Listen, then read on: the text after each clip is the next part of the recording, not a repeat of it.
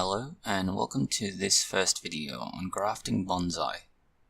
While working on some bonsai fig trees, a small quirk was noted. The top of each plant is a graft. Whilst grafting is not an uncommon practice with some bonsai species, this degree of modification can be, and is likely to be, a minor ongoing hindrance. This video is meant to look at the first type of graft you will find with bonsai trees. This is known as a cleft or wedge graft. Grafting can be used in bonsai for a number of purposes. These include replacing foliage, adding branches to slow-growing species, or creating more resilient plants. For the most part, grafting is used for the first two reasons. Depending on where you live and local conditions, the last may be relevant. This method can also be used to salvage developed stock after a substantial setback or damage.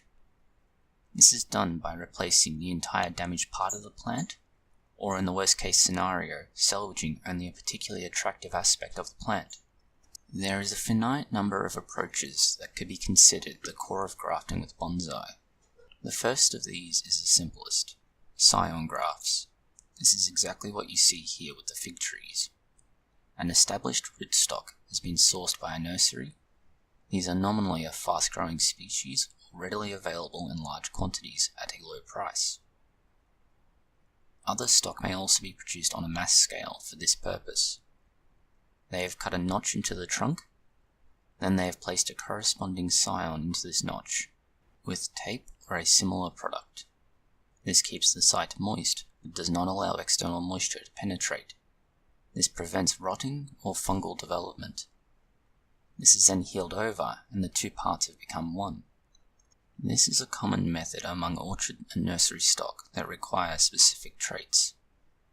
Examples of this are apple trees meant for more arid or temperate conditions. Trees to be planted in regions with a known parasite or nematode problem. It is even common with citrus fruit and deters thorn development. An extreme example is the pictured project. Considering how much has been done with this approach in that project, many different species grafted to a single core plant, you would think it would be highly developed and effective. However, this sort of approach has its limitations, and it presents a number of problems both in success and failure. The most obvious is visible with these fig trees. The graft is relatively small and unsuited to the trunk it has been grafted to. This creates a discrepancy in the taper. Even given time, the tree will still have a slight shelf or plateau. Many years from now, it may grow out and eventually resemble a more natural shape. That will take a substantial period of time. Seen from two angles, the difference between scion and stock is obvious. In other cases, the graft may not take and die. This can be used to create deadwood, gin and shari if it has become embedded by that stage.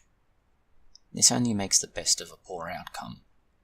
In other cases, the graft may simply be rejected. This means no deadwood to work with or any other result. It may even create a more complicated scenario in which the tree has dieback.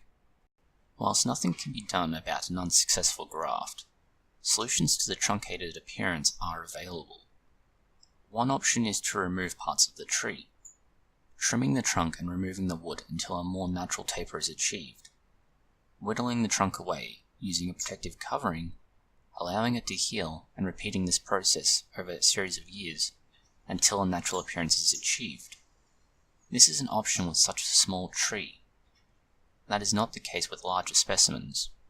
In that case, power tools and a steady hand are needed, but that is for another video. Thank you for watching this video. If it has been of interest, consider liking, sharing and subscribing. Please post any comments, questions or suggestions below.